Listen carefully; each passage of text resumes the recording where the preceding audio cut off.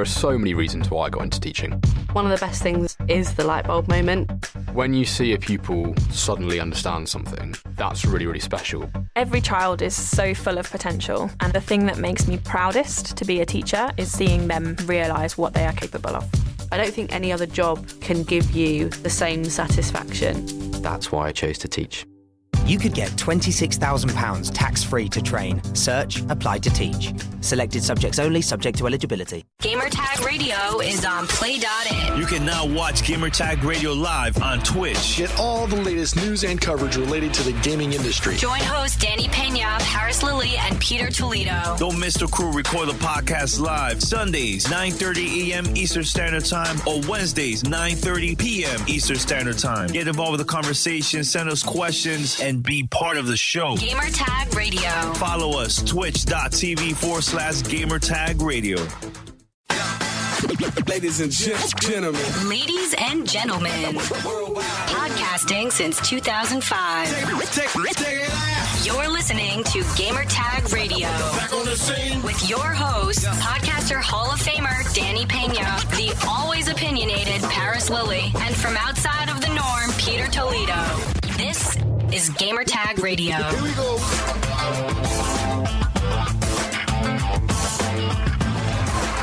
Welcome to Gamertag Radio, episode 686. This is your host, Danny. And joining me this week also is co-host of the show. We have Pete in the house. Pete! What is up? What's going on, man? I'm a little exhausted, but I have my café con Peter. Oh, café con Peter. By the way, I got my café here. Look, check it out. This is my café. Oh, so we got the same mug. Sweet. Oh, really? This wasn't planned. No, totally this wasn't planned at all. This is my go-to. This is my preferred coffee cup. The reason I'm exhausted today is I had a long day yesterday collecting comic books and going on a tour of sorts of South Florida comic book shops with my brother-in-law and one of my good friends, Eddie. Then from there, got home, watched the UFC fight. I'm not going to spoil it, but that last fight, I'm happy. Okay. And then got to bed late and was up an hour and a half later to take my daughter to summer camp. She will be in summer camp for 2 weeks. Ooh. Yeah. Okay. So I have no children in the house again for 2 weeks. Actually, no, less, about a week. And then my son comes back from FSU, from summer college, from summer classes. So it's going to be, it's been an interesting couple of 12 hours. So I'm kind of exhausted, but I'm trying to get the energy in for the show because we need it. But how have you been, dude? Good. I was in New York for less than 24 hours last week. That was a lot of fun. That trip was really cool. Really cool. I can't say much about the stuff that I got to see. You know, the only thing I can say was about Mario Rabbids. Okay. If you're a fan of Mario Rabbids, you're going to like that. You're going to like it. Yeah. That's all I have to say for now. But I got a couple of cool things from the event. Good. Looking forward to hear about it. Yeah. It's a lot of fun. Head over to gamertagradio.com or play.it/gamertag. Listen to our past episodes. Also, you can find us on Spotify, Stitcher, TuneIn, iTunes. We're everywhere. Just search for Gamertag Radio and subscribe. And if you can, post a review. And if you want to, you can watch us live here on Twitch. Go to twitch.tv/Gamertag Radio. We're live Sunday morning, 9:30 a.m. Eastern Standard Time, or Wednesday night, 9:30 p.m. Eastern Standard Time. Make sure to tune in and subscribe or follow us. Support GTR. Send us your feedback or questions. Give us a call at 786-273-7GTR. Email us at fanmail@gamertagradio.com or leave a message on speakpipe.com/gamertagradio. Pete, we got to talk about this because we've been kind of quiet about this stuff that's been happening now for a couple of days. Yeah, it's been kind of interesting. If you can, Pete, let's talk about this, man. Remember a couple months ago, we had Curtis Smith here. He talked about the Gamer Cruise that was going to happen in October of later this year. And he invited us, Gamertag Radio. He also invited a couple of people from the gaming community and the gaming industry, YouTubers, Twitch streamers, Also, I think the Video Games Lab, we're going to perform there. Hip Hop Gamer, a couple other people that we know too. Blonde Nerd, Brittany, she's a big YouTuber too. And also podcaster just started. Shout out to her. So we just read that there's been a lot of issues going on. You want to talk more about it? Because I know you also read it too. Yeah, I mean, we Paris and I actually he was like, Pete, need to talk to you ASAP, call me. And literally just gotten home. So as Danny said, we were contacted a couple of months ago by video tech or gamer tech events. Yes, to participate in the first of its kind, the first video game themed cruise. If you take some time to think about it, that would have been Paris says fake news. That's actually perfect. So the concept was it was going to be a totally video game themed event on a cruise ship, about 2,500 participants, whether it would have been hosts, streamers, video gamers, cosplayers, people from the industry, so on a Royal Caribbean cruise.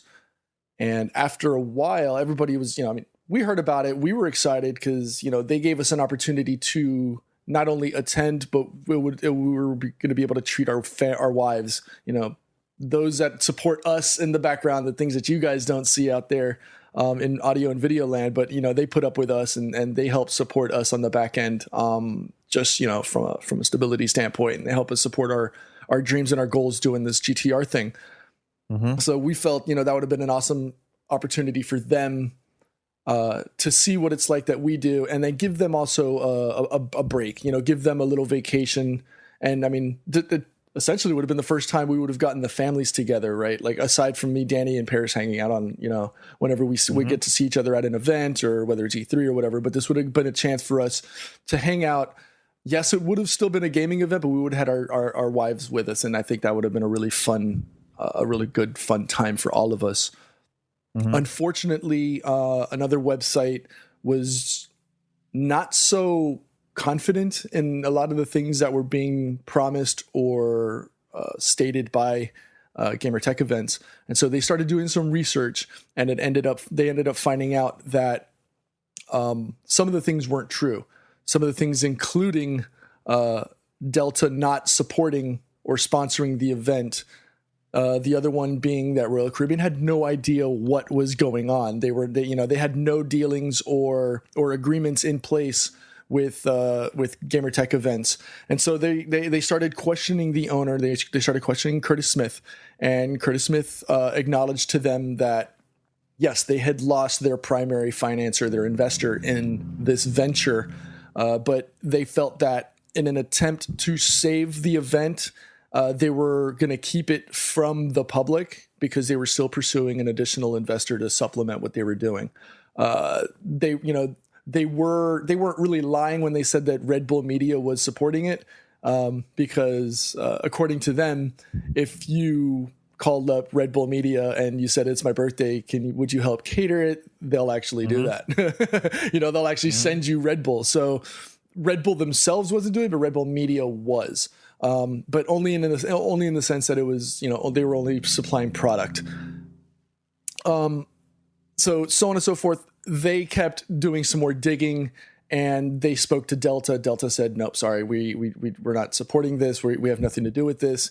They spoke and they dug in deeper with Royal Caribbean, and they said, "No, we're Royal Caribbean has nothing to do with this event." So, because none of the money actually ever went into the hands of the people at Royal Caribbean, all of the monies being paid by attendees were going into this Eventbrite page that Curtis Smith had set up on behalf of the event or the chartered event. And that money was going straight into his pocket. So people like Paris and his wife would have shown up at the airport and been like, "Yep, sorry, you're not on the plane." Danny and I would have driven up because, we're here in Florida. We would have just driven up to Port Canaveral where the cruise was supposed to take off. And they would have been like, "So, sorry, we don't have you on the list. We don't know what you're talking about. Get out." so that left a really, really bad taste in a lot of people's mouths. I've followed up on Gamertech Events' Instagram and their Twitter pages.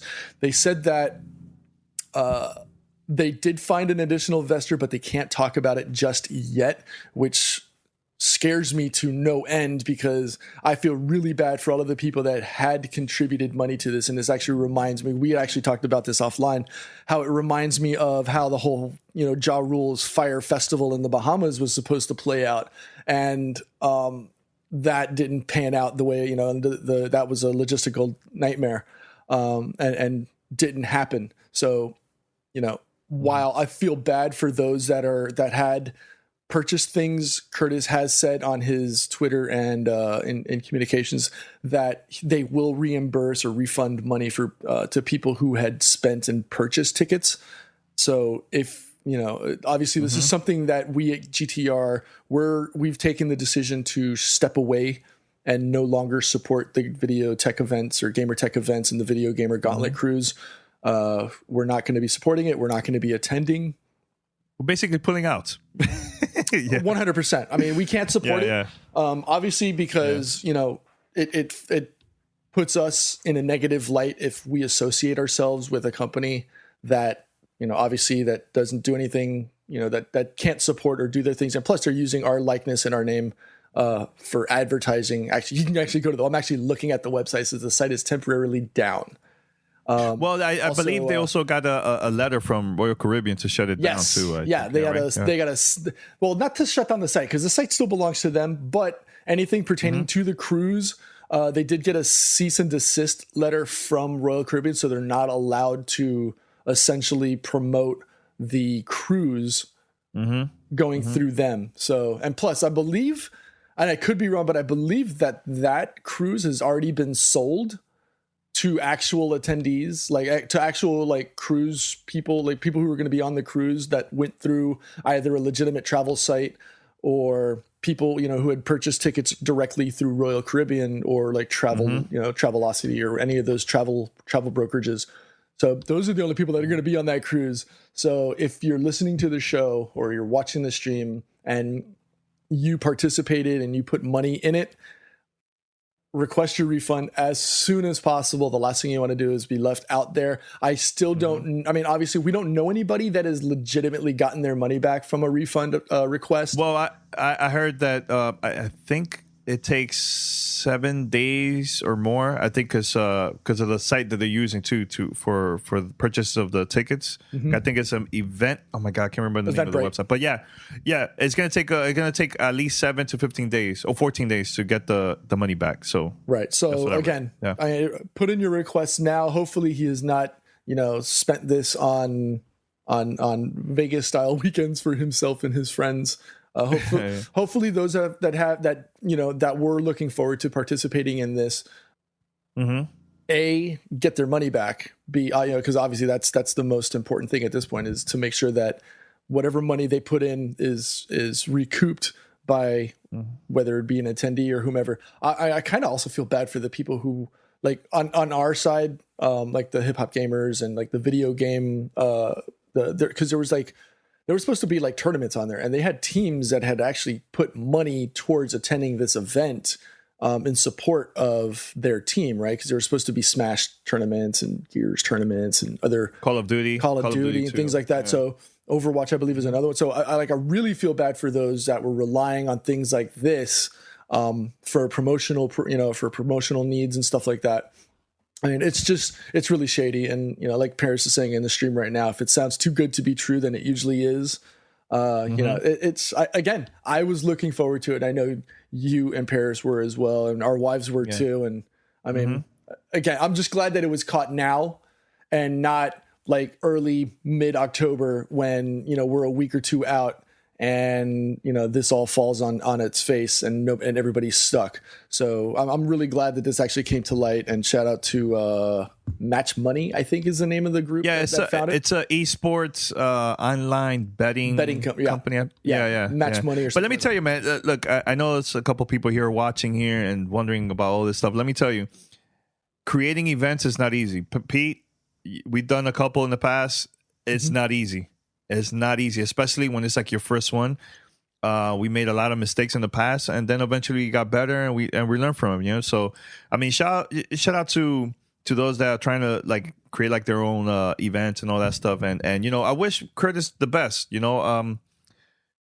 There's always both sides of the story. You know what I'm saying? I prefer I'd rather for us not to be involved with all that stuff that's been going on. So that's why we decided to pull out. I had him on the show to talk about this. We even tweet about this event on our social media accounts. And it's not only us, but Video Game Lives has done it too in the past. People that were invited to the event, they've been tweeting about it, promoting it in social media. So I think it's time for us to just pull out and focus on other things. Now, the thing is, that weekend, Pete, is a TwitchCon, so maybe we'll go to TwitchCon, right? That's in October. I 100% think that's something we should... we should check it out. We should sit back and seriously consider, because I think that's something that supports GTR more so. Granted, it's not a free trip. Oh, it's not. It's not a free trip. Not a free trip. No, it's not a free trip. But I think that's something we need to sit back and consider, simply because it helps the show. I've never even watched a stream of what goes on at TwitchCon, so I don't know what happens at a TwitchCon. Is it just like one big Twitch page thing? Like, do we just? Well, they have a lot of panels. They have a lot of panels, events and stuff like that. I mean, we'll check it out. I think a couple companies also go over there to show like their games and stream it on Twitch and everything. So we'll check it out. We'll see. Well, I know Paris is local to it, so if anything, I know Paris would probably be the one that attends. I'm not going to speak for him, but you better go. No, but definitely we'll find out more about it. So. Let's move on, man. Pete, let's talk about Fortnite, because now we've been having it up for a couple of weeks, man. Your thoughts about the game, man? Because you were the one that started playing it first than me. Mm-hmm. I started playing, I think, like a day or two after you, because I had to wait until it was unlocked on the Xbox One version. You're playing the PC version, correct? That's correct. Yeah, I've got it on PC. I'm still on the fence if I'm gonna pop it over to the PlayStation. I likely will, just because there's more people that I think I'd be able to play with, including those in the community. I know, I want to say N2 Cranes is going to be playing it. I know David Too Sly was playing it. So, I know there's a handful of people. I want to say one other person was looking forward to getting it. I want to say, I think his name was Carlos. Because I remember these were people that were on the stream that I was communicating, I was chatting with as I was doing my gameplay. But for those that don't know, Fortnite is a co-op sandbox survival type game. Think of it as like a third-person tower defense shooter with crafting, right? So if you it's kind of like Minecraft meets Left 4 Dead meets Orcs Must Die. That's probably the easiest way to put it all together. It's made by Epic Games, and People Can Fly, I believe, is the original studio. It was originally announced, I want to say 2011, 2012. It's been in development for a while. No, that might be too long. But yeah, you said it's been developed since when? For a while. I want to say 2011, but that might be too far or too long away. Or 2014, I think. Sorry, because it hasn't been around as long as we thought. But 2014, because I would have made it 4 years in development. Yeah, okay, that sounds about right. It was announced by Cliff Bleszinski at the Video Game Awards when it was first announced, and it was I looked forward to it back then because of the concept of it's you and 5 other players. I want to say 5 or 4 other players. You have your squad together. Everybody's got their own specific skill sets of things that they could do, whether it's faster building or they're better at combat or shooting or long distance or healing or gathering supplies, because that's the most important part of this. And so you're stuck on a specific part of this planet that's been overrun by zombies. And so you're essentially there to defend the storm shield or defend, a specific concept or part of original part of, wherever the area that you're at. And so you have to gather resources from wood to concrete to metal. You have to farm or mine components to craft ammo for your guns. You can upgrade your guns. You can upgrade your characters. So yeah, it's a really fun game. Once it's something that you really need to see being played, but the game is so much fun. If you're a subscriber, you can catch the VOD on our channel here. I know Danny's played it a couple of times on his Cafe con Danny show. So if you have an opportunity on Wednesdays and Friday mornings, I believe 9:00. Yeah. Wednesdays and Fridays. I'll stream it probably this week again, Friday or Saturday. I think I want to do that this weekend as well. So those are other opportunities as well to do that. Yeah. But yeah, it's a lot of fun, and so you know. Depending on the style of play that you want to do, and obviously the more you play with people, you get to learn other people's strengths and weaknesses. And so, like, the two main characters that I like to play with are one of them is more of a soldier, so he gets a better skill bonus for shooting. But the other one I like to play is the ninja, because he's a lot quicker. He's not as good at shooting, but he runs around with a sword, and that guy is quick. He can jump. He can do multiple jumps and hops and slashes. It's just a lot of fun. So if that's something that you are in the mood to play, something that's like a tower defense, Left 4 Dead meets Orcs Must Die and Plants vs. Zombie. Like, if you could like throw all of those into a blender and hit go, that's probably the best way to describe what you'd be looking at. Now, even the tutorial was actually fun. But to me, I mean, I started early now, Pete. You know, I think I played a couple of online games. I don't find, maybe it's a difficulty. I got to make it harder or something, but I didn't find the enemies that hard. No, it's not. It's like you said, you're early on. It's not as difficult now because they're still trying to draw you into the game to ensure that you like to play. I will say though, and I've noticed it further on, because I don't think you and I are on the same area. I think we're closer. We're a little bit more further apart. I think I'm farther along than you are. But if you try to the game's AI or the enemy AI, I don't want to say it's intelligent, but it notices trends and things that you do, and it will counter what you are trying to achieve. So if you're trying to create a funnel of death where everything comes in through one spot, it starts to split the load of the zombies to go into different directions so that they come at you from a different angle. So everything that you just built and constructed to funnel them into one spot is no longer viable. And now you got to start all over, either trying to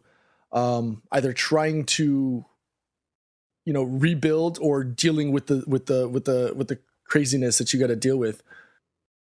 I know that there's some people that are asking, is it early access? It is early access as of July 25th.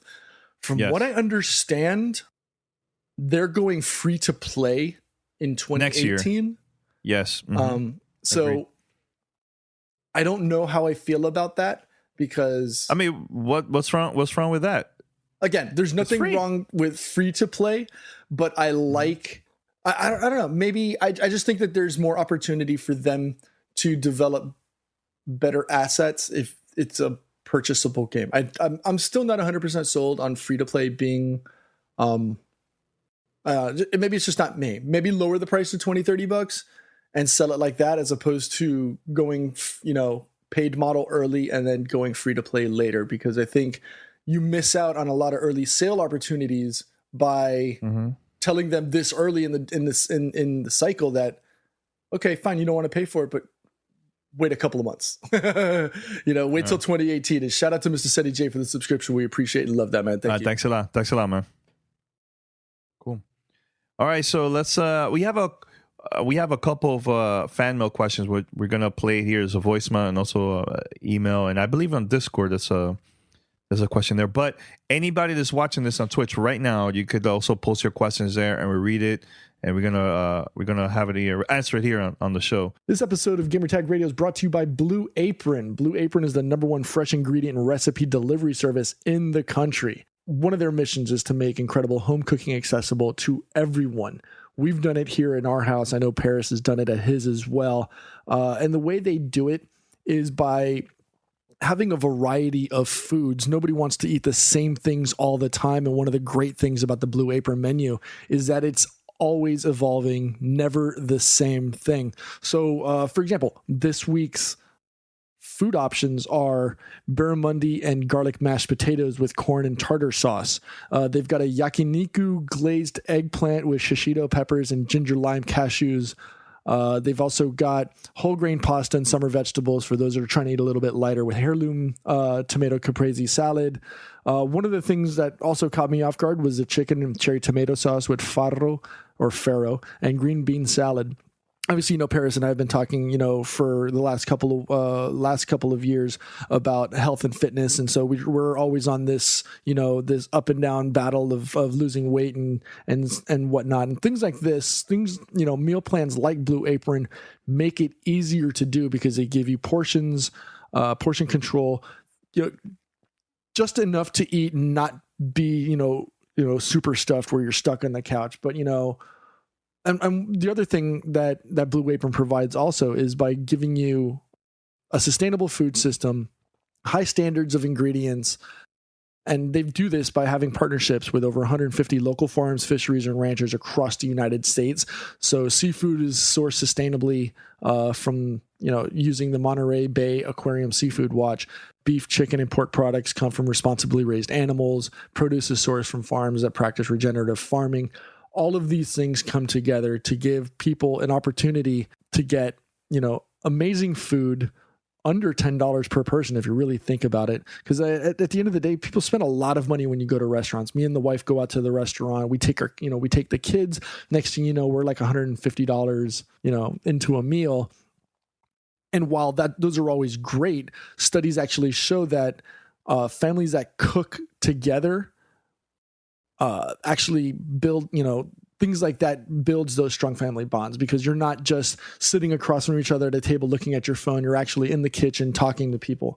And so the best way to get, become a part of this is to, go to blueapron.com/gamertag, go in there, set it up. You'll get to check out your meals. You actually get your first 3 meals free with free shipping. So all you got to do, blueapron.com/gamertag. You'll love how good it feels and tastes to create incredible home-cooked meals with Blue Apron, so don't wait. Blue Apron, a better way to cook. Hey, Pete, thanks, man. And thanks to Blue Apron for sponsoring the show. And now we're going to play an audio that I recorded during my trip to New York City. Ubisoft invited me to check out the new game that's coming out for the Nintendo Switch. Mario Rabbids Kingdom Battle is coming out August 29th. And I recorded an interview with the creative director of the game. And if you get the chance, go to my YouTube channel. Probably going to also post it in different places and on the website too, on gamertagradio.com. But I recorded also gameplay footage of the game, one of the new levels, World 3. By the way, I have to say this because I can't reveal what happens at the end or who's the boss or anything like that. I can't say anything. But I'll say this. It was like the most memorable boss battles that I've seen in a Mario game in a very long time. I think people are going to be talking about this years from now. They're going to be talking about it. So it's very, very cool. And I got to play a couple things in the single player game. The new level, World 3, is a spooky level. The ghost and everything. Very, very well designed. Loved it. So get to check out the video of me playing the game, single player of that. And also, we also talked about co-op, how it is a 2-player co-op of the game. You could play with the Joy-Cons or separate controllers and everything, but it was a lot of fun. And it's a 20-plus minute video of me playing with another journalist. We got to play the game together and everything. So I believe we had to kill 14 enemies, and we did it together. So it was a lot of fun. So check out our interview, and once we come back, we have more topics here only on Gamer Tag Radio. Stay tuned. Welcome to Play It, a new podcast network featuring radio and TV personalities talking business, sports, tech, entertainment, and more. Play it at play.it. Back on the scene. This is Gamer Tag Radio.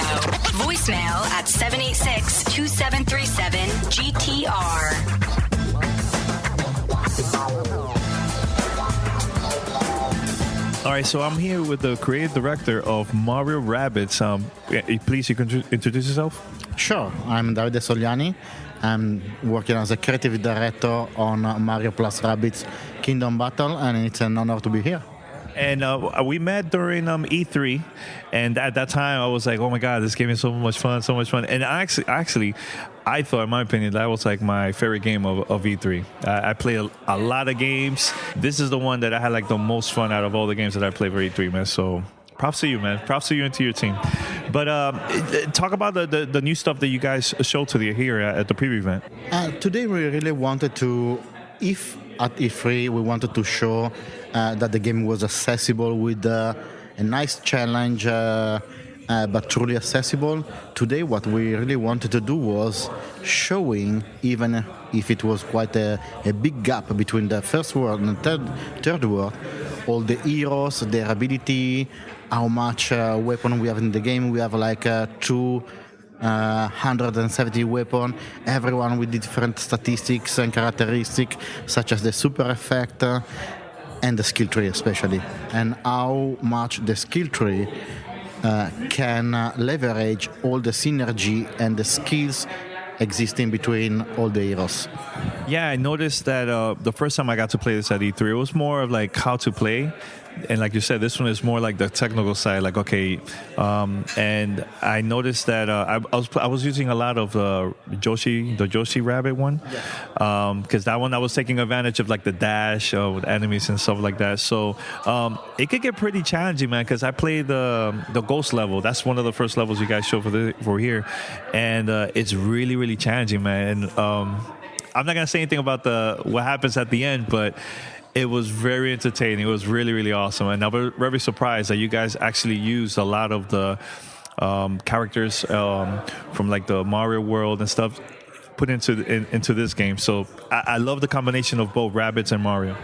Yes, it's exactly what we wanted to do, was to make sure that the people could feel like this was the Mushroom Kingdom, but twisted. So not just seeing something that they knew entirely, but surprising them with different ideas.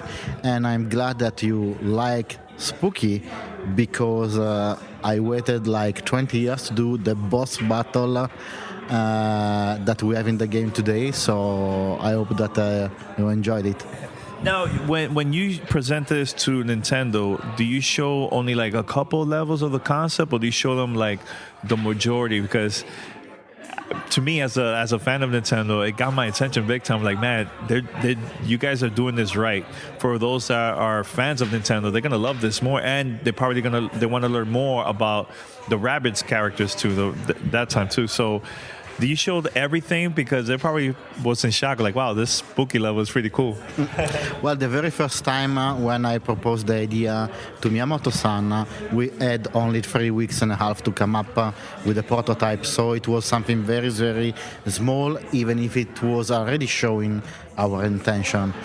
After that, when we went to Kyoto again, but at that time we had more time, like 3 months and a half, what we did was an entire level, which was almost like an entire chapter of the game. You can try it today. And then many dojo map, we were calling them dojo map, basically single level, where we were showing every single mechanics, the dash, the tin jump, the shooting, the super effect, the combination between the dash and the tin jump. So this to let the people in Nintendo take a mental photo of the mechanics before jumping to the level that we created, to show them how all those mechanics were combining together. And after that, when we finally received the go from Nintendo, where they said, yes, we really want this game to happen, we were basically going there to present the game. Every time we were showing different levels, cinematics, cutscene, lyrics, dialogues. So how you came up with the concept for the primary and secondary weapons for each character? Basically, we wanted to create something unique for each character, and at the same time allowing them to have the primary weapon without any sort of cooldown, so something that they could rely on every time, at every turn, while the secondary weapon was the second choice. So it's always nice in tactical game to have multiple choice, because it's the choice that create the fun part of making a tactical choice. And where the secondary weapon have an area effect, they can hit multiple target, but then they have a cooldown. To you, as a fan of the game, how can who is like your favorite character that you use into battles and why? There's so many choices. Yes, so I need to answer with two characters, because my favorite character as a character is Rabbids Peach. Okay. My favorite character in battle is Rabbids Mario, probably. And why those characters? Well, Rabbids Peach, she's sassy, so she doesn't care while she's in battle. She's there polishing her nails. She can be mean. You will see and you will start to notice how sassy she is, starting from the end of the first world, where she is fighting against Rabbids Kong. And the second character, Rabbids Mario, because he is such a poser, but he has this weapon that creates a cone of damage in front of him, and he's almost like a brawler.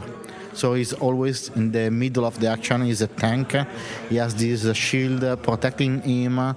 It's cool to be used in battle. I mean, how important it is to decide like which character you should choose for certain boss battles, because it could get like the boss. I mean, I can't say what it is, but the boss that I played, it was very challenging, man. And I think I got super close based on the characters that I picked. But how important is that to pick the right characters? Because all of them have different powers and stuff like that. It is indeed important. It depends mostly on the type of mission objective you have, the type of enemy you are facing in that battle, and especially the behavior of the boss if you are fighting against the boss. But it's even more important the way you spend your power orbs in the character skill tree, because you can finish the whole game with the characters you want. There is no more powerful character than another, I would say. So you can finish the game with the first three character or a pick of the other at your choice. But it's really the most important thing is wisely using the power orbs into the character skill tree to make the perfect choices, depending mostly on your playstyle. Like one of the things that I like to do was, like I said earlier, it was the Rabbid Joshi. That's the name of the character, right? Because it's funny, but at the same time, like I feel like I could do more dashes, more stuff than the other characters and stuff. So to me, I was like, let me go. I was more focused on that character, But Mario, the thing that I like about Mario, to me, was more like powerful with the weapons that he had. So yeah, you're right. It depends on the level and depends on how you upgrade your characters too. So really cool to know. So Luigi and Mario, they're kind of the same in like the Nintendo world. So how challenging was it to come up with like concept like weapons for Luigi and Mario in this game? The inspiration I had for Luigi was a Luigi Mansion, because Luigi is using a weapon that looks like a hover, no? Yeah. And Mario, I couldn't resist, but I wanted him to use a hammer. If you remember the original game, Donkey Kong, yeah. So I had to. And for the guns that Mario is using, my inspiration was a movie, The Fifth Element. There are those very technological guns that I really loved, and I wanted to bring that to Mario because it was honestly fitting well, like having a touch of futuristic element. And to go back a little bit to what you were saying before, yes, I love Rabbids Yoshi and Rabbids Mario, because what you can do is Rabbids Mario, you use magnet dance, all the enemies comes around Rabbids Mario, then you use Rabbids Yoshi to do multiple dashes, even 5, if you spend the right orbs on the character skill tree. And maybe you have Mario with the hammer that hits all of them at the same time, and Mario can finish them off with the shotgun. So no, one thing that I do like about the Yoshi one, the Yoshi Rabbit, is the shield also, because I could do that, the dash, and just protect myself just in case more enemies comes. Or also the screaming one, which was hilarious. The screams and the character moves away. So I did that, and I took advantage. Mario was powering up, so he grabbed his gun and shoot the character once they moved away from Yoshi Rabbit. So that was pretty cool. So another thing too, so how hard was it to get approved from Nintendo giving a Mario a gun? Because it could be kind of challenging for Nintendo, and they're very careful with stuff like that. So how was it challenging for you to get the okay from them once you show that concept? We mostly use the common sense. I know Nintendo very well. I'm a Nintendo player since the very beginning. And we said, okay, if we are going to do a game where Mario is using a weapon, then we need to spend time to propose them the right kind of weapon. So we spent a lot of time doing multiple sketches, like kilos of paper, till we find the right colorful mood for them, the right shape. We wanted them to be crazy, we wanted them to be colorful, we wanted them to be funny, but at the same time, and not realistic at all, but at the same time, we wanted the player to understand the function just by looking at them. And once we finally went in Kyoto proposing our array of weapons, they were happy, and Miyamoto-san approved them. So it was a big reward for all of us. So I was excited when I heard you guys were adding co-op for this. I'm like, all right, now we're talking co-op. So for those that don't know much about the co-op part of the game, you can tell us a little bit about that? Absolutely. So we did the co-op for 2 main reasons. First reason is as soon as you get to play the story mode, you get used to use the 3 characters and all the synergy between them.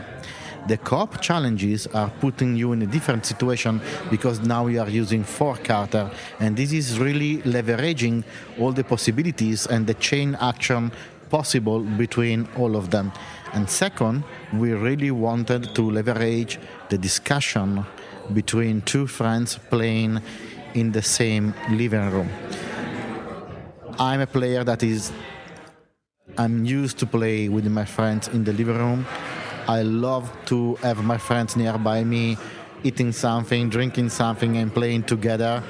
And it's something that I was really, really willing to have in this game as well. Yeah, that's the thing. A lot of companies like to release games just online, and to me, like you said, local co-op, we've been missing that a lot in a lot of games. So I think it was good that you added that, because when I started playing with, I just played with like a random person here that was also playing the game, and we started talking a lot, like strategizing. Okay, I'll do this, don't do this, hold on. So we were like helping each other in order for us to kill the 14 enemies in the challenge and the stage and stuff. So that was a lot of fun.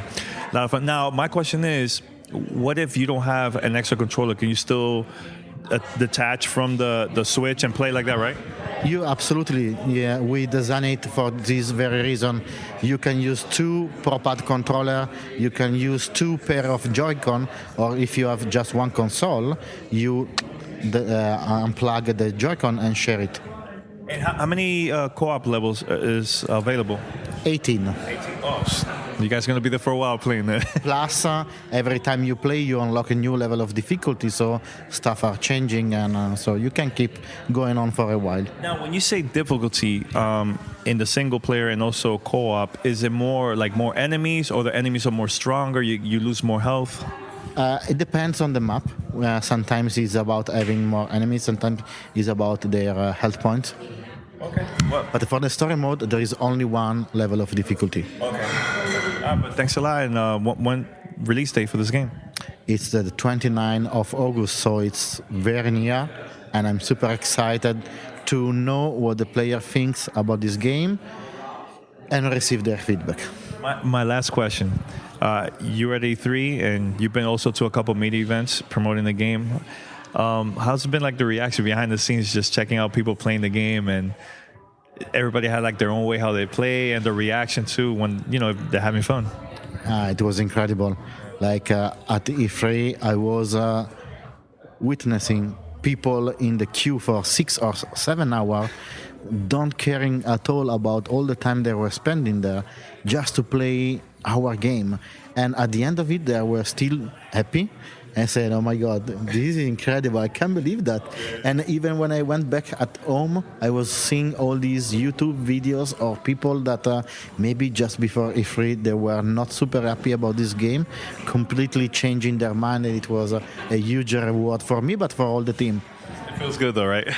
Yes, really a lot. It's something that I will never forget. But thanks a lot, and congrats, man. Great game. All right, no problem, man. Welcome to Play It, a new podcast network featuring radio and TV personalities talking business, sports, tech, entertainment, and more. Play it at play.it.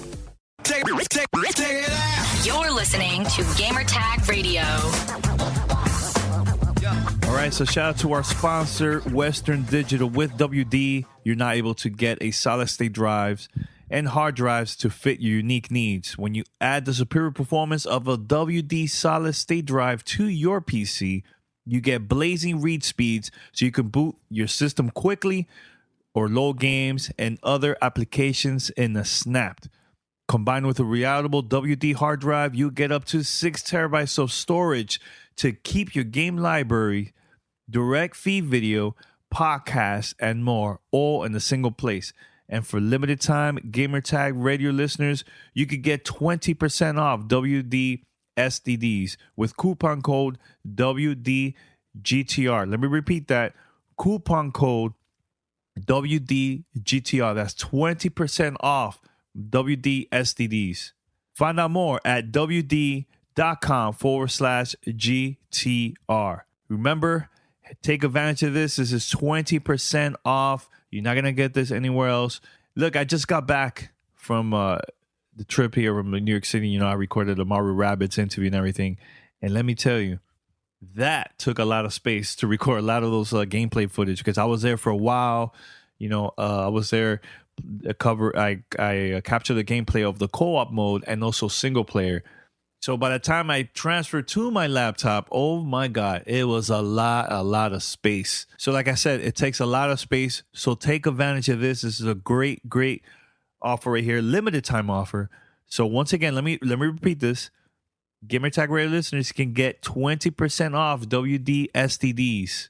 And here's the coupon code WDGTR. And remember, for more information, go to WD.com/GTR. Should we go with the fan mail questions, Pete?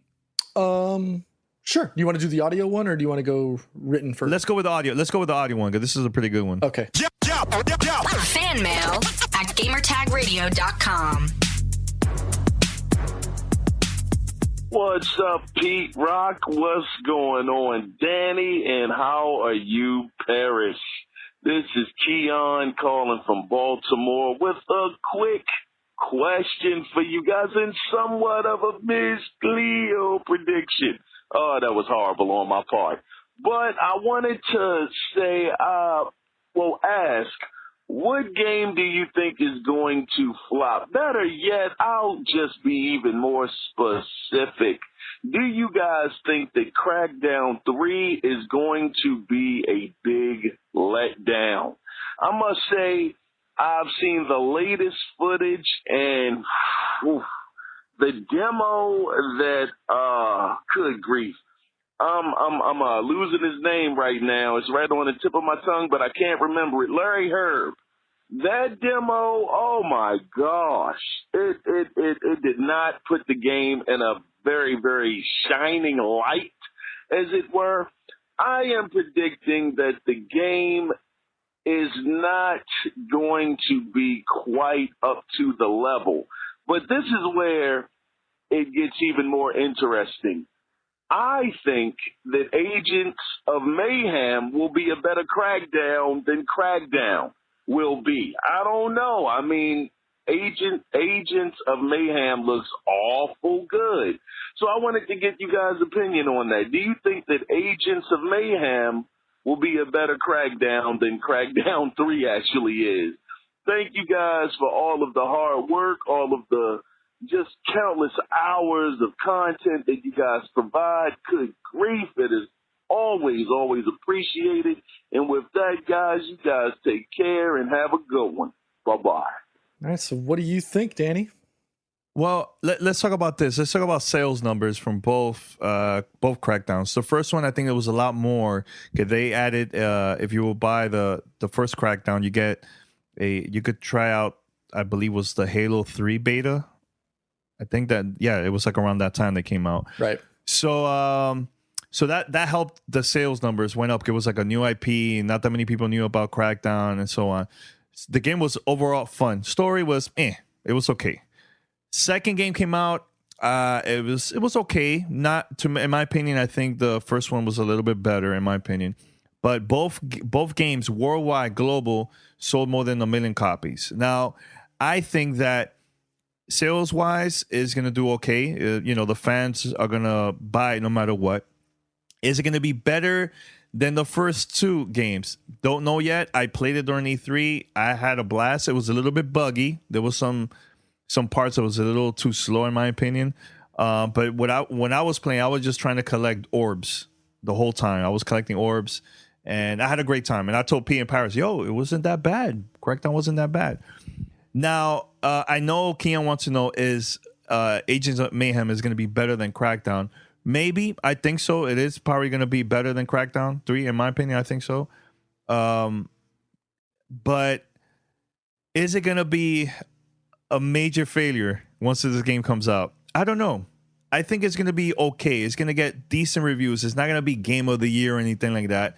But your thoughts, because I think it's going to be in the middle. Not the greatest, but not the worst. But I think it's still going to be enough for us to have fun with the game. That's my opinion. I am on the fence, and I'm scared for the future of the Crackdown title. I love the first one. I think that was a universal success. I think if you ask gamers if they, what their thoughts on, obviously, I think the first one, simply because it changed and broke the model for traditional, shooters. I mean, it was just a lot of fun. The orbs. I mean, I still have that sound in my head. If I hear it, you're like, you start looking around. Where's the orb? That being said, 2 started getting away from the way what we thought Crackdown was going to be. 3, I don't know if it'll be the flop that some people are saying. I just don't have the confidence that it's going to be what everybody else is looking for or what everybody else is expecting. Obviously, I think the hype machine has gotten started, with Microsoft, getting Terry Crews in on the marketing and stuff like that. And that obviously, marketing helps, but I just don't think that it's going to be a universal success like Crackdown 1 was. Comparing it. Well, remember though that the Halo beta helped big time. Obviously, but that's a beta. Yeah. And it was that was still early on in video in the Xbox IP series of 360 games. So that helped a little, but the game itself sold it, not just not just having the beta. I think the game itself, it was a cool story. The game itself, the gameplay, the ability to constantly increase or improve your jumping or your strength or your bullet sponginess or your ability to use guns or your driving, all of those things as combined was great. Throw in the Titanfall 2 scenario of where they're launching. That's not going to help them as well. Keon also used as an example that he thinks that Agents of Mayhem might be the better version of that game. I don't know if I could disagree with him on that. I think he might be right. From what I played at What I played at E3 was a lot of fun, and shout out to Deep Silver on that. I mean, they're doing decent work on that. I like that. I like that it's not going to be the end of Gat and the rest of the Saints Row crew. I like that this is essentially a spin-off of that.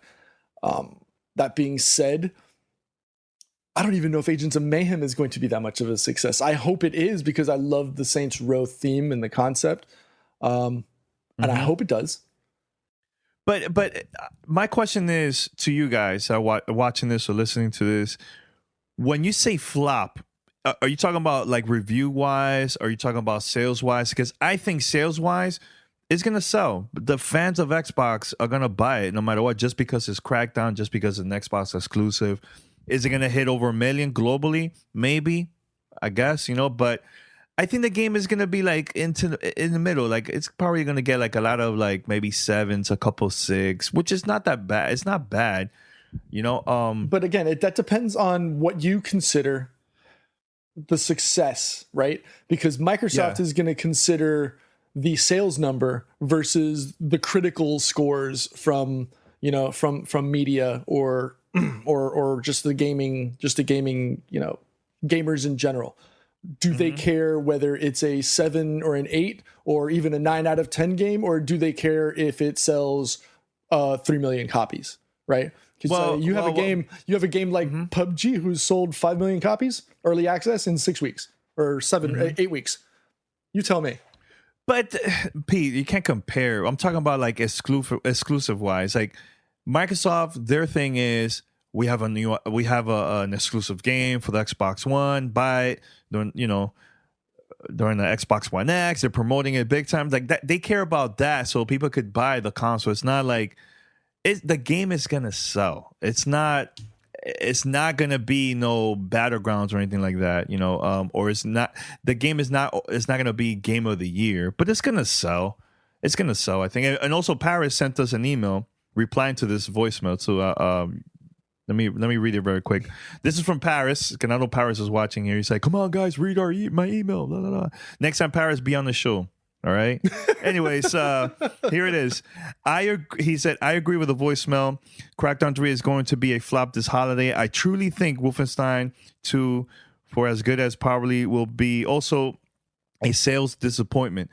October 27th is a brutal launch day.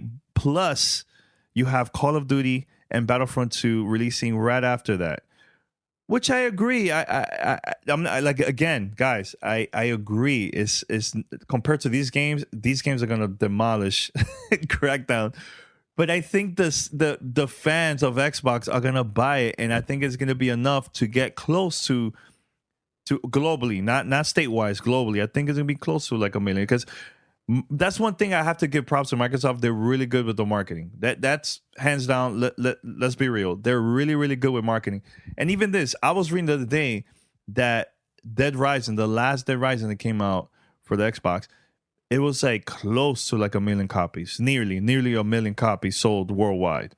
And that game I think is more popular than Crackdown, way more popular. I think it's going to be around those sales numbers. I think, So, but if it doesn't hit 1 million, is it still a flop though? Like, I don't know.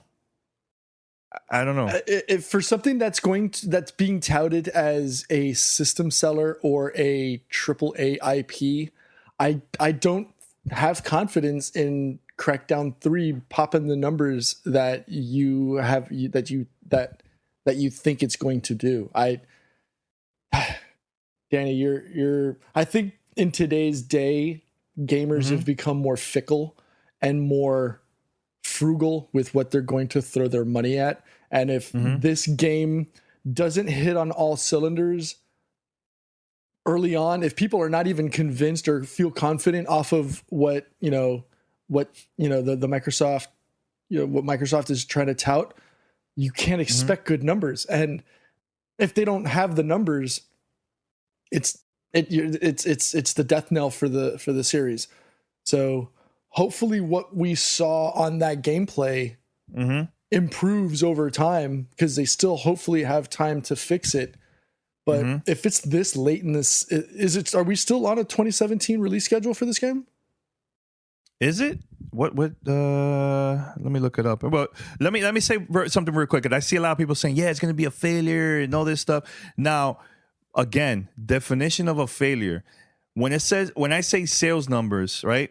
A couple people say 1 million is a failure. Now, it depends how much you invested in the game, money-wise. If you put a lot of money, and you're not getting back extra money, income-wise, back because of the sales, then yeah, it's a flop. But if you put, let's say, not much money in investing in the game to develop this and everything, and you got a lot of money back and it didn't reach 1 million, then the game is a success. Am I right, P, or not? I don't know. That's what it means. It's not based on numbers. It's based on how much you invested in the game and how much you sold too, and how much you got back from it too. It's a combination of all that. So, and look, but that's not the ultimate. I'll tell you, this is my opinion, guys. I know a lot of people disagree with me. That's fine. But this is my opinion.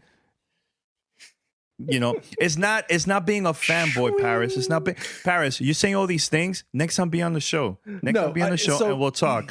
I want to say this very quick because I see a lot of people saying sword and shield Look, I'm not even a crazy fan of Crackdown. I'm not a hardcore fan of Crackdown. I'm just being real that the fanatics of Xbox are gonna buy it. Some might not. Probably they're gonna move on and play other things. But the game is gonna sell. You know, is it game of the year? No, hell no, it's not gonna be game of the year. I never said that either. You know, but. Yeah, glad that you're not this episode. Yeah, Paris. Yeah, be glad. Be glad. Yeah. Let's just put it this way. Base it off of the last 2 or 3 major IPs that Microsoft Studios has put out between, what was it, Sunset Overdrive, which was it a sales success? Was that considered a success? Quantum Breaks depend how much money they got from return. The return were they critical successes? And I don't know if you've got a game like Crackdown 3, which appears to be trending. And again, I can't give a definitive answer because I haven't actually put hands on to the actual game. Wink, wink. But they need something to convince consumers to go out of the way on a busy holiday season to spend money on this game. And if they can't do that, if people are going to say, okay, there's Crackdown 3, but there's Call of Duty the GOAT, there's Battlefront, and what other games are coming out around that, and any of those other games that are coming out around that time, you put those down and you put those in comparison. And I really don't think that Crackdown 3 is going to be the one that people gravitate towards after the fact. Maybe they do that with something else. Maybe they do that with, other titles, or maybe that overall number trends better. Hopefully that number trends upwards later after the holiday season where people see it, and hopefully it's a success enough where people are like, similar to similar to Titanfall 2. People realized after the holiday season that, whoa, this was a good game. It could have come out any other time and been a critical success, but because it came out during that launch window, it was not a flop, but it was deadpanned, right? So again, Microsoft really needs to make sure that the message put across for Crackdown 3 is enough to sell units, because if they don't sell units, it's going to be considered a business failure, and business failures for titles usually don't end up well. All right. I think you guys see from the bigger picture, guys. I think we're caught up with this whole I agree some of the things that you guys been saying, Pete. Like I'm not trying to defend them or anything like that. But there's people out there that don't read websites. They don't go to YouTube or Twitch or listen to podcasts. They just know, oh my God, it's Crackdown. I remember playing the first one. Maybe they didn't play the second one, and they're just gonna buy it no matter what. So the game is not gonna be a huge success. Like, oh my God, breaking numbers. I'm not saying that. What I'm saying is, it's gonna have their like audience out there. They're gonna buy that type of game. You know what I'm saying? Like you don't understand what I'm trying to say, Pete? I get where you're coming from, but there's, like I said, I think consumers in 2017 do a lot more research on games before they jump into buying a game, and Microsoft is almost paper thin these days on IPs. If they can't do something and drop a game like Forza for like Crackdown, like they need to drop a Crackdown, or they need to drop Forza every time on their titles, or else you're pushing your constituency away. Where is, and actually that's exactly where I was going. Where is the game from Microsoft aside from Forza that says, I need to go get an Xbox One S, Xbox One X, or I need to build myself a PC and play games on the Xbox ecosystem? Where is that game? I don't think Crackdown is going to be that title right now. Oh, no. I'm not, hey, guys, I'm not saying that at all. But I think as of right now, third-party games are the ones that are going to be shining more than first-party games. Let's be real. That's how it is. Even for the PlayStation 4, people are still going to buy a PlayStation 4 maybe because of Destiny 2 or maybe even Star Wars. It's not, they probably don't know much about the new first-party IPs that came out for the PlayStation 4, but they do know about Destiny 2 and Star Wars. Those third-party games are the ones that the reason people are buying consoles nowadays. It's not, in my opinion, this generation, I think the only company that been doing great with that has been Nintendo, of like with their first-party games. People will buy a Switch because of Zelda, because of Mario Kart. I just haven't seen that with Sony and Xbox in this generation. Third parties are the reason why people are buying the console. So you're saying titles like Horizon Zero Dawn isn't one that sits in that upper echelon of games that you need to go out and get? For the games hardcore, like Last of Us, games like Uncharted, you're saying they don't. Where's the one for Microsoft? They only have one, and that's Forza. And even then, I don't know if there's enough there. No, Pete, I know what you're saying. I'm saying in this generation, Nintendo, in my opinion, has been doing a better job on convincing people to buy their consoles instead of, I'm talking about first party games. Now, the majority of the reason why people are buying systems is because of third party games. Am I right or not? I think you're 100% wrong, dude. I think Sony's got an amazing first party. Of course, yes, lineup. They do have an amazing lineup. But don't get me wrong. But you bought a PlayStation because of Destiny. It wasn't because of Uncharted and Destiny. So, but the majority of people is because of Destiny or Battlefront or one of those like third party games. I in my opinion, I think so, man. Don't get me wrong. They have a great lineup. The first party, way more than Xbox, way more Sony, hands down. But I think the majority of the ads that we've seen from Sony hasn't been first party games. What's it been? The majority of ads that you've seen of PlayStation, what has it been? Third party games. Am I right or wrong? I don't know. You're okay. Look it up. I'm telling you right now. Not even Xbox is doing a great job with first party games. I think the only game that I could say, actually two games I could say that they're doing better is Gears of War and Forza. That's it. First party wise. That's it. Quantum Break was okay.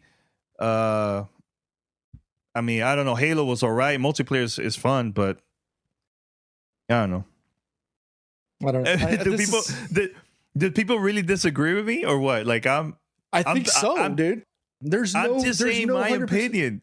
There's no reason aside. Gears is the step in the right direction for Microsoft, but they need more. It's not enough. It's not enough, unfortunately. I mean, no, it's not. Like I said, it's not. Pete, compared to Sony is kicking butt to Xbox. Come on, first party wise, of course. But I'm talking about I'm not talking about us. Now I'm not talking about people watching this. I'm talking about the majority of the people that I know that are casual gamers. They are buying consoles because of third-party games. It could be because of sports. It could be, let's say, Grand Theft Auto. I'm talking about those type of games. It's not because of the first part. They probably will discover Horizon, never heard of Horizon. They'll discover it and they're like, yo, let me try this out. It's, I don't know. Or, I feel that we could go around in this Chinese fire drill for an hour, and Recore, it was horrible. That game was bad. I didn't like that game at all. Yeah. I'm sorry. No. Wait. I read what Paris wrote. Justifying Xbox's failure by downplaying PlayStation. No, man. I'm not saying that, dude. Man, you guys don't understand what I'm trying to say, man. When I'm saying this year so far, because look, Nintendo, they try their best to convince people to buy the Wii U from the last generation. It was just not enough. And plus, they were not getting third-party support. You need third-party support in order for your console to sell a lot. Sony, number one, when it comes to like first party, they had way more than Xbox, and so on, right? But I'm talking about the majority of the people, casual gamers, not hardcore gamer. I'm not saying that. Like casual gamers, they will buy a console because of maybe Assassin's Creed or why is it you think all these companies are doing exclusive deals, is like exclusive temporary DLC content deals for their or marketing deals for their console? Is because third party is the reason why people are purchasing consoles. It helped Sony with Destiny, with the original Destiny. It helped Sony big time.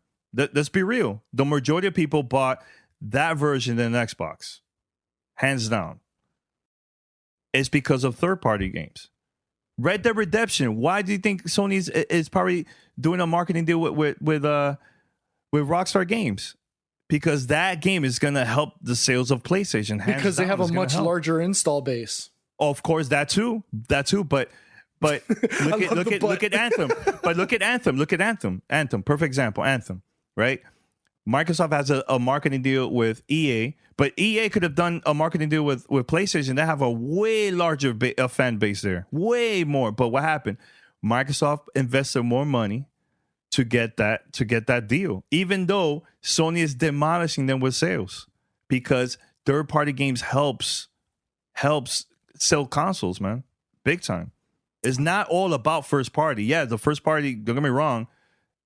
In my opinion, I love exclusive content, exclusive games, but at the same time, you need third party. Even the Dreamcast failed, and they had top-notch first-party games. It failed because there was many reasons, but one of them is not getting that third-party support compared to the PlayStation.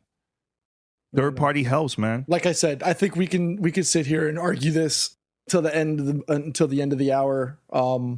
And by end of the hour, I mean by like 1 o'clock in the afternoon. Yeah. It's obviously we have differing opinions on this. I just feel that Sony has done a better job marketing their console, but doing it successfully for not just third party, but highlighting the fact that they've got a rock solid first party lineup between God of War, Spider-Man, Homecoming, Spider-Man, hands down, explode and destroy. That's gonna be big. That's gonna be big. The Last of Us 2, the Uncharted game that's coming out, the DLC or whatever. There's just so many things going in that, or I don't know. I just don't see how to go back to where we're going. Where this conversation started, which was Crackdown 3. I don't see how Crackdown 3 is going to force people to go and say, I'm going to play that. I need more. And please, Microsoft, show me something that says, okay, I need to go and click that Xbox button on my Windows 10 PC and say, buy now, play. Give me a reason to do that. Because right now, there's nothing convincing me. Nothing is telling me to go play it.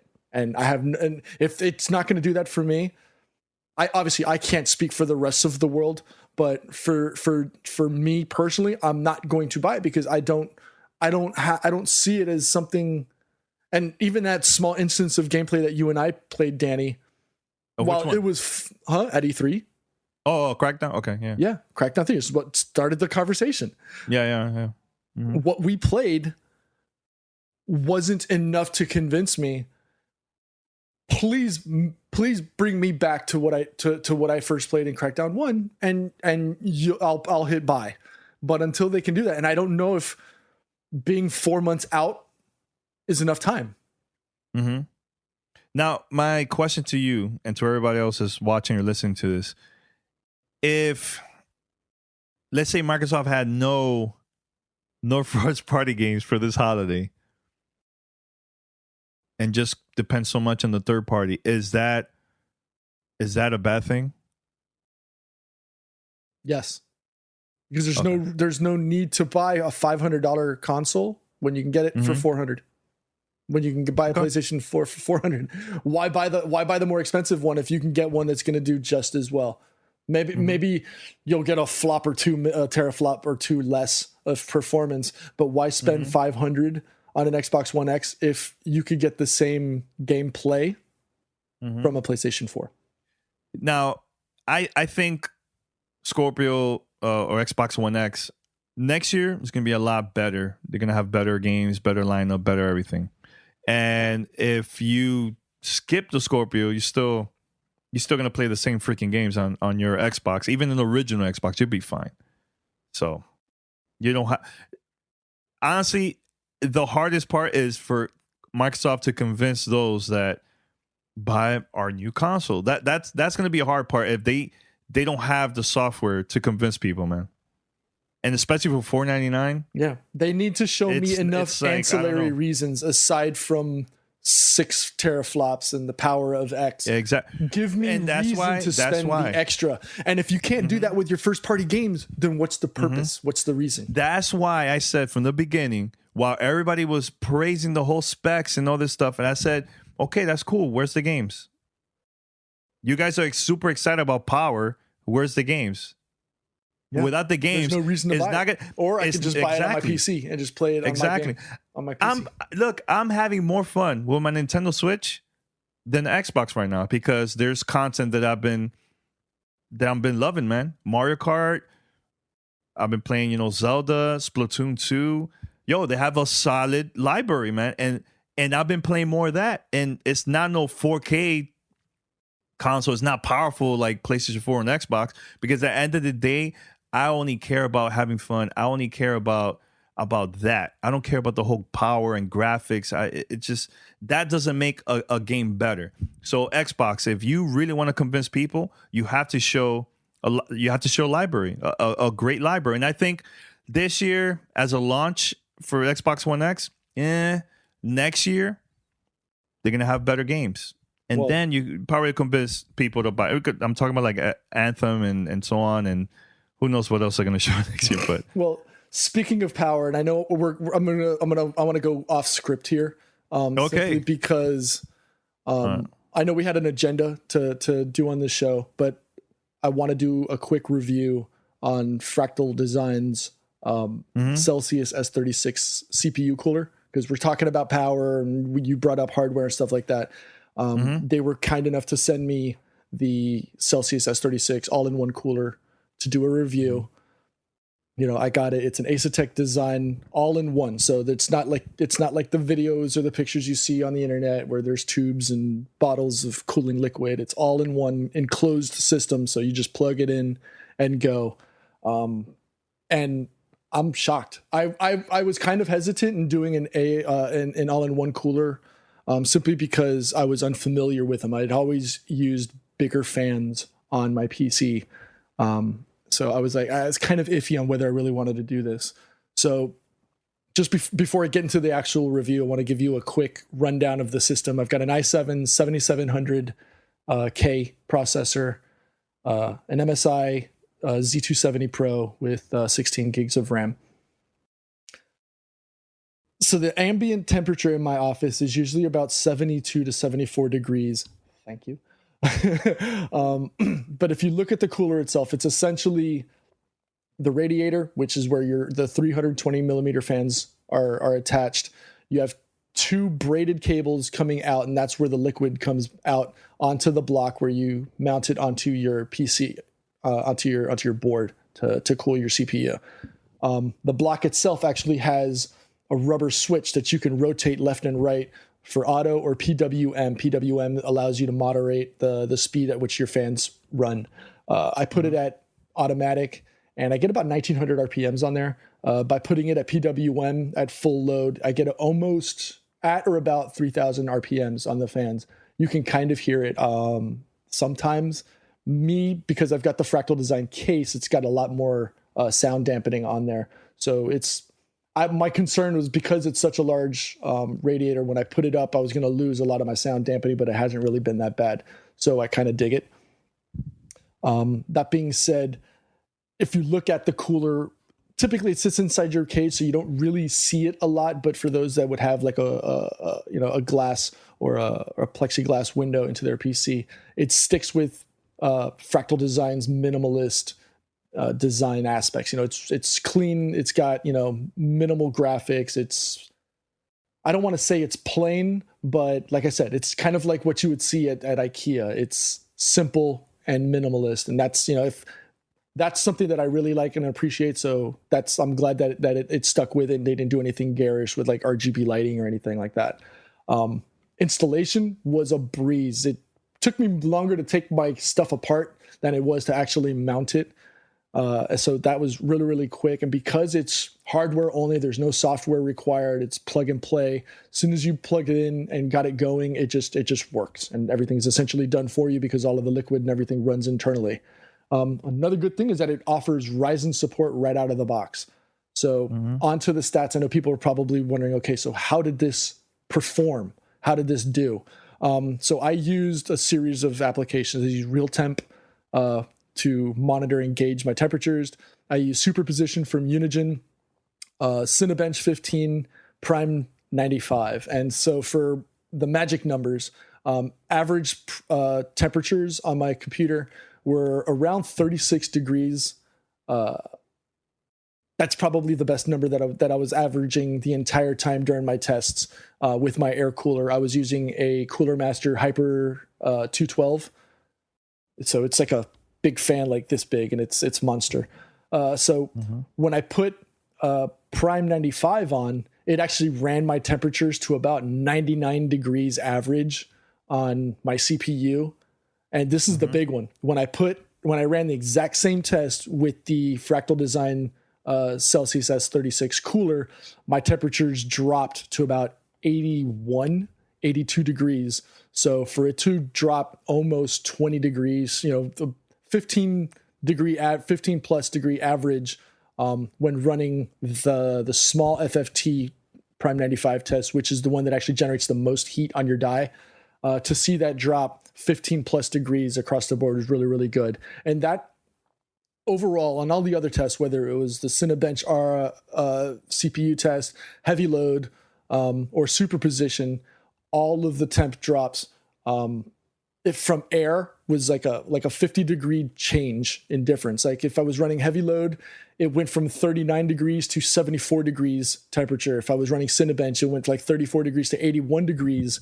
And on Prime 95 from 37 to 99. And then in juxtaposition with using the Celsius cooler, running heavy load dropped to 63 degrees at full run. Cinebench was only 72 degrees. And like I said, Prime 95 was 81 degrees temperature wise. So all in all, I mean, it's for the cost, it's only $125. You can buy it on Amazon, Newegg. I don't believe you can buy it from Best Buy, but you can buy it from pretty much most other online retailers.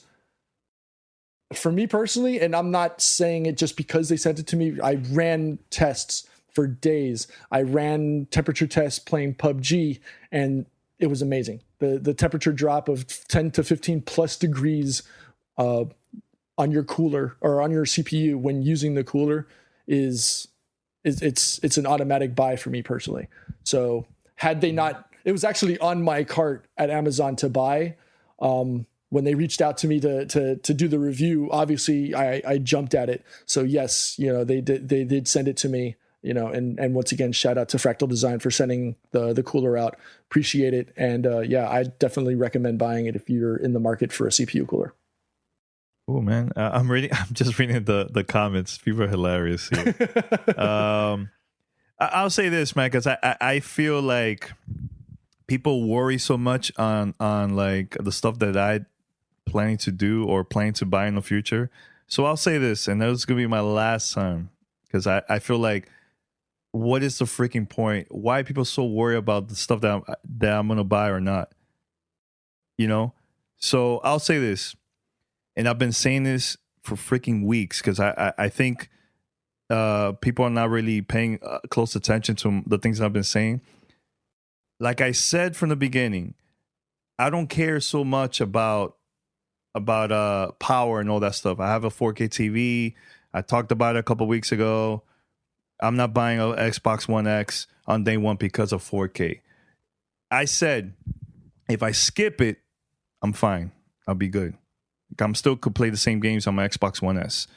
Now, if there's like a crazy deal, super cheap, even the PlayStation 4 Pro, super cheap, like a deal that I'm like, yo, I have to buy this. I'm going to do it. Then I'll buy it. But have I ever said on the show, Pete, and you correct me if I'm wrong, have I ever said, yo, day one, I'm buying it, I'm pre-ordering it? Have I ever said that? Yes or no?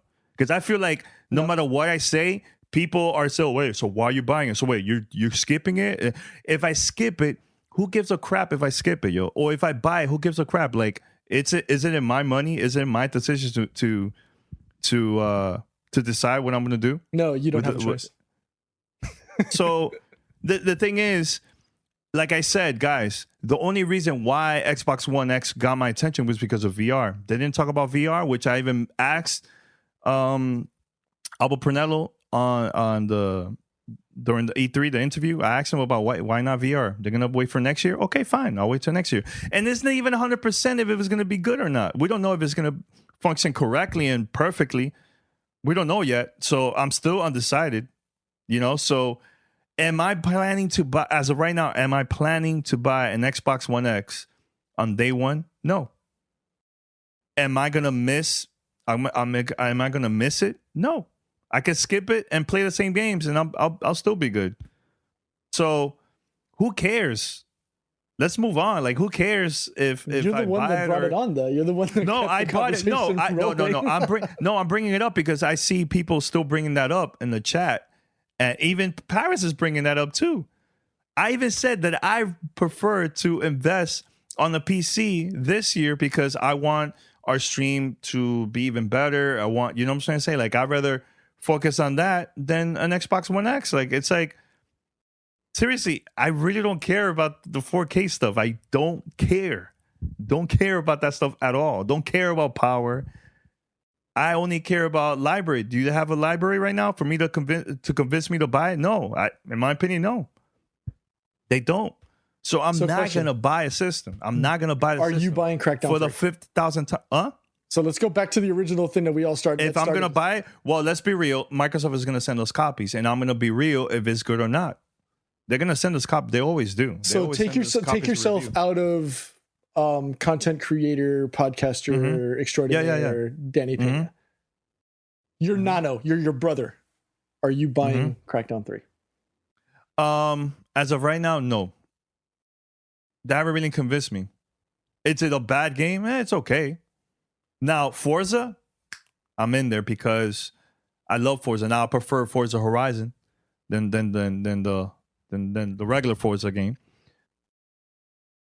But it's not, I'm telling you, like, Crackdown is not the only freaking game that's coming out for Xbox. There's other choices that you got independent wise, or if you want third party, you could play Destiny 2 if you want there. You don't have to, but it's I don't know, man. I'm just, you know this, I'm just tired of the whole, like, in a way it feels like kind of like a fanboy thing, I think. And when I say my opinion right away, it's like I'm defending Xbox. No, I'm not defending it. I'm just giving you my freaking opinion, what I think, man. It's just my opinion. Am I saying that I'm right? No. But I take a stand on, like Paris said, to take a stand. Yeah, I take a stand on my opinion, man. And if I believe in this, I believe in this, man. Look, some of you probably think that Switch Online is not the greatest. In my opinion, I think it's good enough for me to play online. And I'm happy with it. I think it was so worth it to buy the system. I'm having a lot more fun on the Switch right now than the Xbox. Right now. And it's the truth. Okay. Well, again, and we've all said this, whether it's Paris or you or me, it doesn't matter the piece of plastic or metal that you put the disc in or you download the game on, as long as you're having fun. That's what it matters at the end of the day. As long as you're having fun and as long as the game is good, because if the game is crap, it doesn't matter if you're playing it in 4K or you're playing it on the Switch. It's still crap. So this should be more of an encouragement to developers to make a better game. Yeah, I agree. Don't put out trash. Like put a better quality game and make the game sphere better by putting out better content, better original content. I mean, I had a lot more fun at the indie place probably than a lot of the other places at E3. That indie showcase that we got to see, where I played games like Super Lucky's Tale, Tacoma, games like those, obviously PUBG, those games catch it.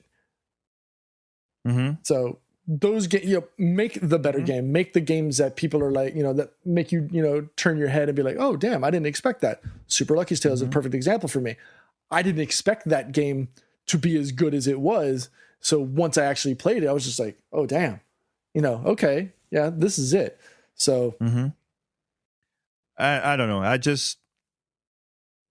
I feel that people care so much about it. I don't know. It's like, I'm being real right now. Like, I'm not the greatest. Like, I have opinions. Sometimes it could be, it's probably the truth, or probably maybe I'm wrong. I don't know.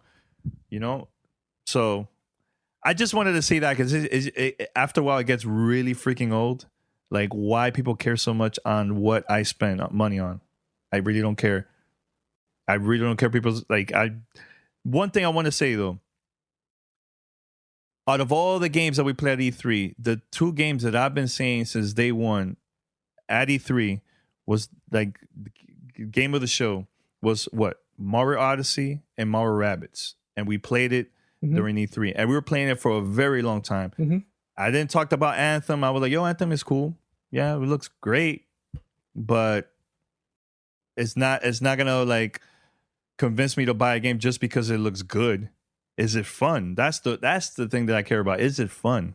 And I think a lot of people should think about more about that, man, instead of the whole graphics and power and the price. And man, let's think about games that's gonna be a lot of fun for us, man, as gamers. You know what I'm saying? So, and that's it. Okay. That's it. Are you off the soapbox now? No, I have to. It's pretty freaking annoying, man. It's like, oh my God, really? Who gives a crap, man? Who cares? Let me tell you this. I have never asked a question to P in Paris like, yo, why you guys are buying Destiny 2? Why? Just because of the name? I never asked that question to you guys, because you know what? At the end of the day, you guys are having fun. So as long as you guys are having fun, that's all that matters, man. That's all that matters, yo. So let's move on with this. Let's move on. All right. So anything else, Pete, you want to say before I wrap it up? No. We're probably going to have an after show here. For those of you that are here for the live stream here on Twitch, stick around, because I know Paris is dying to get dropped in. He wants me to pull him into this. So I need to do some last minute bleepery here to try to pull him into this call. I'll just add him into the Skype audio. So we'll have him. Yeah. We won't have visual salt. We'll just have audio salt on the stream. Yeah. And we'll go from there for the after show. So other than that, shout out to all of our subscribers. We had a couple overnight. So I want to shout out. And we had one on the show, Mr. Seti J. Shout out for the subscription. Driver C subscription, and Lady Luck 34 subscribe to the show. Ooh, Lady, and she made this. Shout out to Lady Luck once again. Shout out to Lion Jim as well as Liquor and Gun Fun. They both subscribed as well. So thank you everyone for the subscriptions. I could go through the list of followers, but I mean, the GTR army has been amazingly strong. I mean, that follower count grows daily, and we love it and appreciate it. So thank you everyone for hitting that follow and hitting that subscription button, man. We truly do appreciate it. Great conversation. Keep it up, guys. Keep up with the questions here. All right, so head over to gamertagradio.com or play.it/gamertag. Listen to our past episodes. You could also find us on iTunes, Stitcher, TuneIn Radio, and other podcast directories. And if you want to, check us out on Twitch. Go to twitch.tv/gamertagradio. Now, if you're watching this on Twitch, stay tuned. We're probably going to have a little after show here. And that's about it. Until next time, we're out. Thanks for listening to Gamertag Radio. Be sure to like us on Facebook and follow us on Twitter.